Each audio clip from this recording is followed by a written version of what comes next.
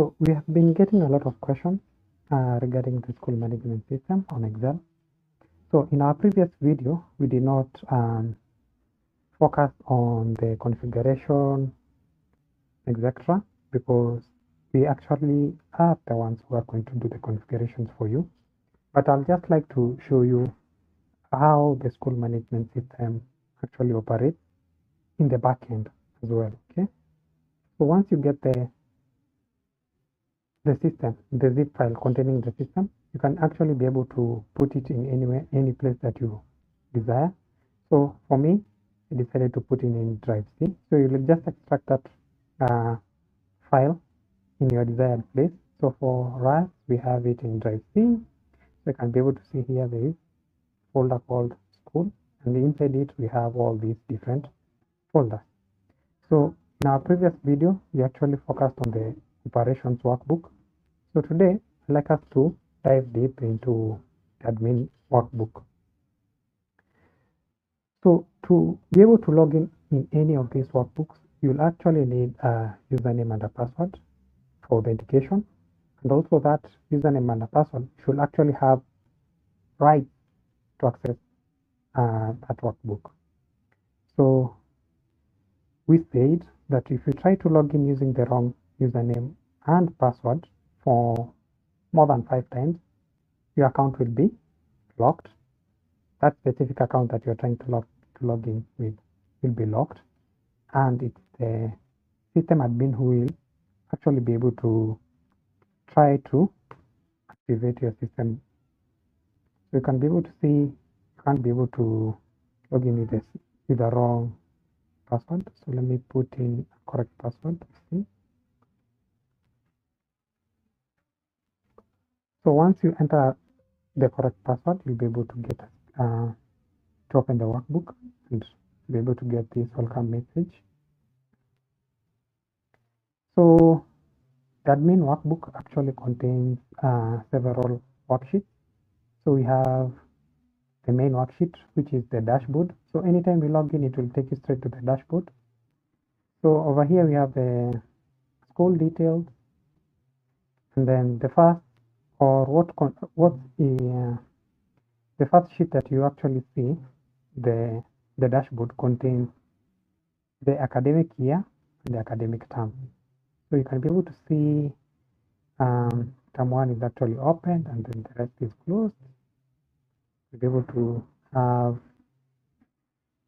the next worksheet is the class setup. You can be able to set the root path of the system, the different classes that you have, and the streams.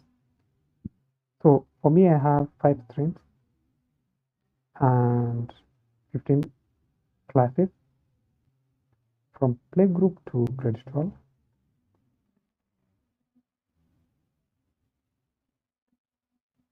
And then after that, we have the fee policies. Here you can be able to define the different fee categories that you have, the frequency, is it termly, is it a one-time, is it a day or a boarding? And then you can be able to set the amount for different fees over here.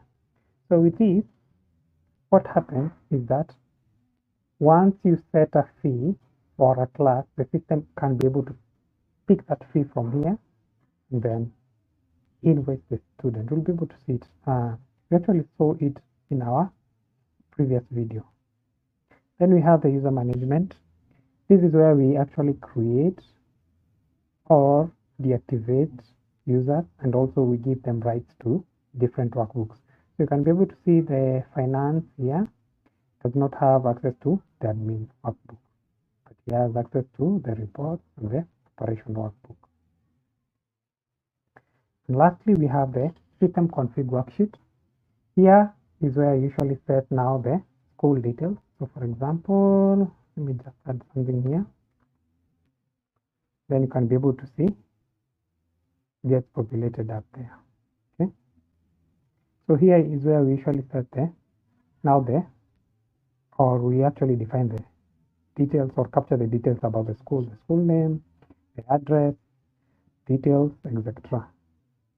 Then we have the system config where we know each school has its dynamic Here you can be able to set the admission number, prefix, suffix, the length, etc. Even the currency is actually defined here. Okay. So let me go back, just give you a little bit feel of the system. So we have buttons over here where you can be able to access all these using these buttons. Okay. Also, you can be able to open or close the system. So the system is actually very intelligent. You cannot be able to open more than one term at the same time.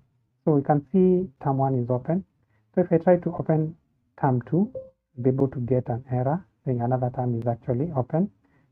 So this system is has been created with this in mind. We don't want the users to capture information in the wrong term.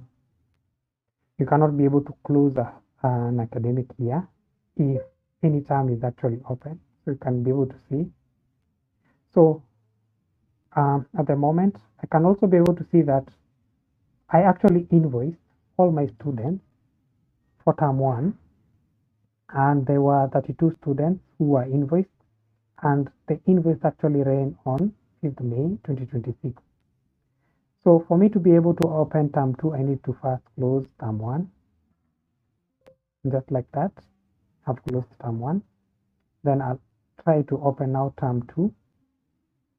So the system will ask me, is asking me, do you want to generate the invoices for all active students? So I'll just say no for the same thing. And you can be able to see that now my term 2 is actually open. So since I did not invest them, I can now decide to invest them in future.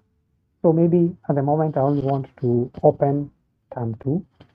So all these things will be captured in details during the training. So this is just a brief overview. So I hope this answers some of those questions that we've been getting. So hit me up if you want a detailed demo. We can actually also customize this system to cater for your school needs. So remember, the system is actually free for 2 classes. Any class, feel free, reach out to me. I'll give you the system. You can configure it